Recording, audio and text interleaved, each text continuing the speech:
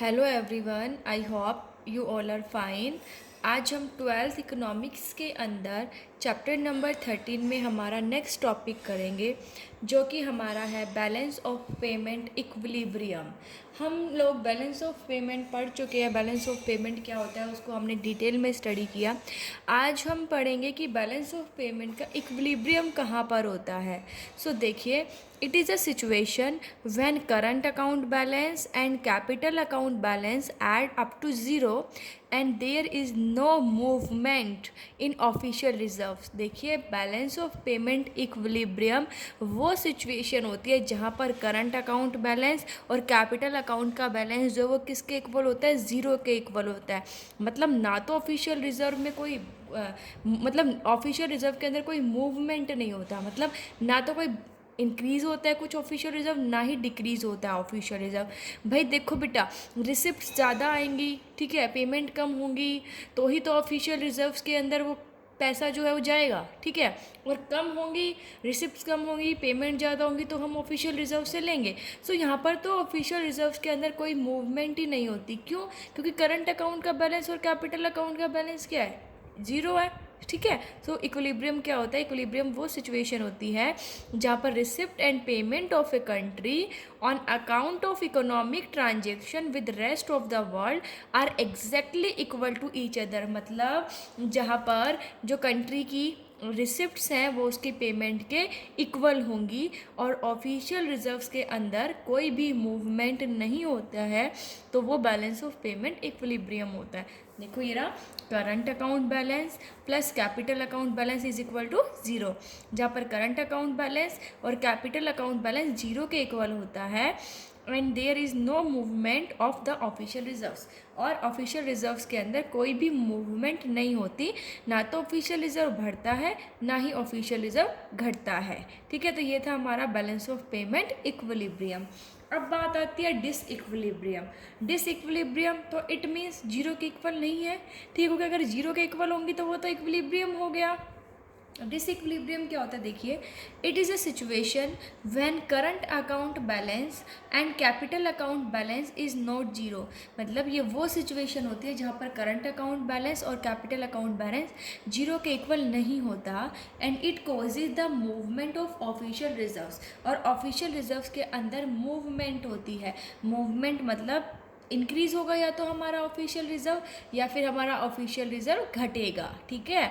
देखो, current account balance plus capital account balance is not equal to, ठीक है, not equal to zero है and causes movement of official reserve. और इससे क्या होता है कि ऑफिशियल रिजर्व्स के अंदर मूवमेंट होती है। सो बैलेंस ऑफ पेमेंट डिसइक्विलिब्रियम क्या हो गया? जहाँ पर current account balance plus capital account balance is not equal to zero and causes movement of official reserves। कहता है balance of payment is either some positive number और सम नेगेटिव नंबर। इसमें क्या होता है, बैलेंस ऑफ पेमेंट जो है या तो वो पॉजिटिव नंबर में आता है या फिर नेगेटिव नंबर में आता है। दस वी हैव, इससे क्या होगा, या तो हमारा बैलेंस ऑफ पेमेंट सरप्लस होगा या डेफिशिट होगा। देखिए, जब हमारा करंट अकाउंट बैलेंस और कैपिटल अकाउंट बैलेंस जीरो के इक्वल नहीं है, इसका मतलब क्या है कि भाई या तो हमारा बैलेंस ऑफ पेमेंट सरप्लस में जाएगा। सरप्लस मतलब या तो रिसिप्ट जो है वो पेमेंट से ज़्यादा होंगी या फिर हमारा बैलेंस ऑफ पेमेंट डेफिशिट घाटे में जाएगा, मतलब पेमेंट ज़्यादा होंगी और रिसिप्ट कम होंगी। सो हम देखेंगे कि दो सिचुएशन जो है वो यहाँ पर अराइज होती है। फर्स्ट है हमारी balance of payment surplus. So balance of payment surplus कब होता है? देखिए, current account balance plus capital account balance is some positive number.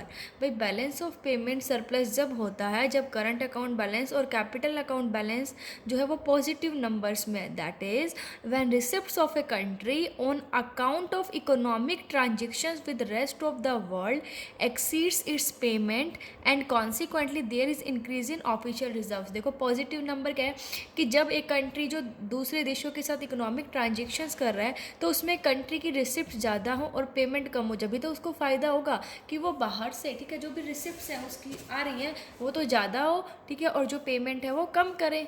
सो देखो receipt is greater than payment, वो होता है बैलेंस ऑफ पेमेंट सरप्लस। अब इसमें क्या होता है, ऑफिशियल रिजर्व्स में मूवमेंट तो होती है। अब आप देखिए जब हमारी रिसिप्ट ज़्यादा है पेमेंट कम है तो जो बैलेंस बच गया, मान लीजिए 100 करोड़ की रिसिप्ट्स है और 80 करोड़ की पेमेंट है, तो ये जो 20 करोड़ का बैलेंस जो बच गया ये कहाँ पर जाएगा। हमने बताया था कि ये जो सारा फॉरेन एक्सचेंज का जो रिजर्व है वो कौन रखता है, आरबीआई रखता है अपने पास, और कौन से अकाउंट में, ऑफिशियल रिजर्व अकाउंट में। सो ये 20 करोड़ जो है वो ऑफिशियल रिजर्व अकाउंट में जाएंगे, मतलब ऑफिशियल रिजर्व अकाउंट क्या हो जाएगा, बढ़ जाएगा। सो ये होता है हमारा balance of payment surplus. Second या तो हमारा बैलेंस ऑफ पेमेंट क्या घाटे में जाएगा, और घाटा कब होगा, current account balance plus capital account balance is some negative number. जब करंट अकाउंट बैलेंस और कैपिटल अकाउंट का जो बैलेंस है वो नेगेटिव नंबर में होगा, मतलब when payments of a country on account of economic transaction with rest of the world exceed its receipts and consequently there is a decrease in official reserve. जब एक country की जो payment है, ठीक है, वो तो ज़्यादा होंगी और रिसिप्ट जो है वो कम होंगी, जब भी घाटा होता है। भाई आप क्या कर रहे हो, आपके पास रिसिप्ट जो है वो तो कम आ रही है लेकिन पेमेंट ज़्यादा करनी पड़ रही है, मतलब रिसिप्ट तो आपके पास है 80 करोड़ की फॉरेन एक्सचेंज की और पेमेंट कर रहे हो आप 100 की, तो 20 का क्या हो गया, घाटा हो गया ना। अब इस 20 का घाटा कौन पूरा करता है, भाई आरबीआई देता है ऑफिशियल रिजर्व अकाउंट में। अब 20 crore account 20 crore rupees official reserve account से निकाले जाएंगे तो ऑफिशियल रिजर्व अकाउंट क्या हो जाएगा, डिक्रीज हो जाएगा, ठीक है। सो ये हमारा बैलेंस ऑफ पेमेंट डेफिशिट। सो जब डिसइक्विलिब्रियम के अंदर या तो बैलेंस ऑफ पेमेंट सरप्लस में जाता है या फिर घाटे में डेफिशिट में जाता है। नेक्स्ट है ऑटोनोमस आइटम्स क्या होते हैं। देखिए ऑटोनोमस आइटम्स क्या होते हैं, it refers to such balance of payment transactions which are determined by consideration of profit. ये वो बैलेंस ऑफ पेमेंट ट्रांजेक्शन होती है जो कि प्रॉफिट को ध्यान में रखकर की जाती है, ठीक है। It is due to this transactions, और इन्हीं ट्रांजेक्शन्स की वजह से that the balance of payment deficit surplus arise, कि हमारा जो बैलेंस ऑफ पेमेंट है वो या तो घाटे में होता है या फिर सरप्लस में जाता है, ठीक है। These are called above the line items, और इनको हम अबोव द लाइन आइटम्स भी कहते हैं। ऑटोनोमस आइटम्स में involve the movement of goods across the borders. Autonomous items के अंदर क्या होता है, इसके अंदर गुड्स का मूवमेंट होता है बॉर्डर के अक्रॉस, मतलब एक्सपोर्ट एंड इम्पोर्ट, जैसे कंज्यूमर गुड्स का या कैपिटल गुड्स का जो एक्सपोर्ट एंड इम्पोर्ट करते हैं, ठीक है। जब जो ट्रेड है वो नेशनल बाउंड्री को क्रॉस करता है। सो ऑटोनोमस आइटम्स कौन से हो गए, वो बैलेंस ऑफ पेमेंट ट्रांजेक्शन जो कि जिससे कि प्रॉफिट को, जो कि मतलब प्रॉफिट को ध्यान में रखकर की जाती है, ठीक है, जिससे कि प्रॉफिट हो। अब इसकी वजह से क्या होता है कि भाई हमारी ट्रांजेक्शन घाटे में, बैलेंस ऑफ पेमेंट घाटे में भी जा सकता है और फायदे में भी जा सकता है।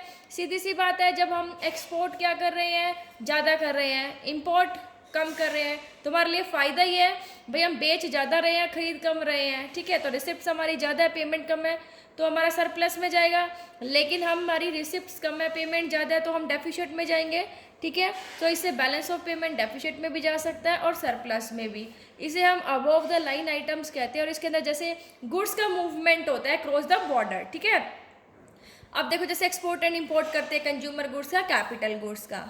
नेक्स्ट है अकोमोडेटिंग आइटम्स कौन से होते हैं, it refers to such balance of payment transactions which are not determined by consideration of profit, जो प्रॉफिट को ध्यान में रखकर नहीं की जाती।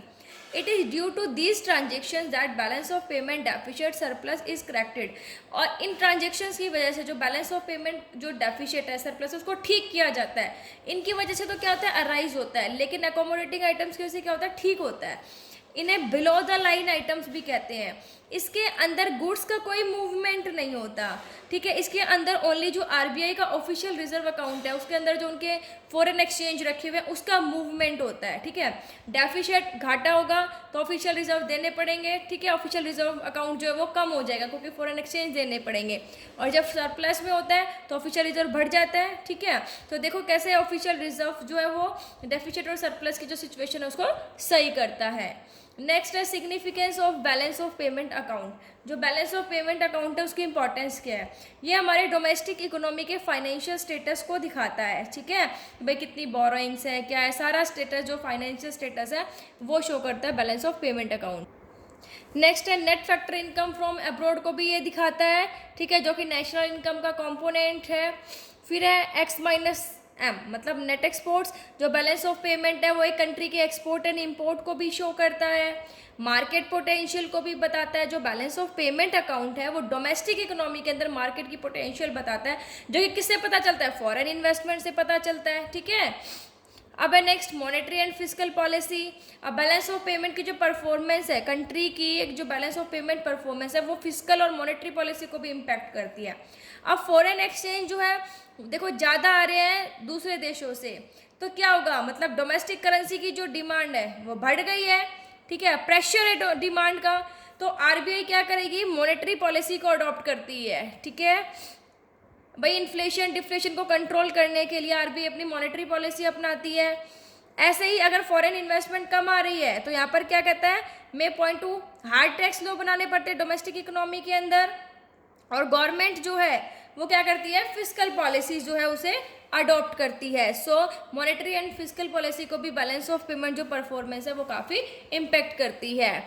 सो ये थे हमारे जो सिग्निफिकेंस क्या है बैलेंस ऑफ पेमेंट अकाउंट की, ठीक है। आई होप आपको सबको समझ आ गया होगा, आपको अच्छे से समझना, ये चैप्टर हमारा कंप्लीट हो गया। Thank you, stay safe, stay home.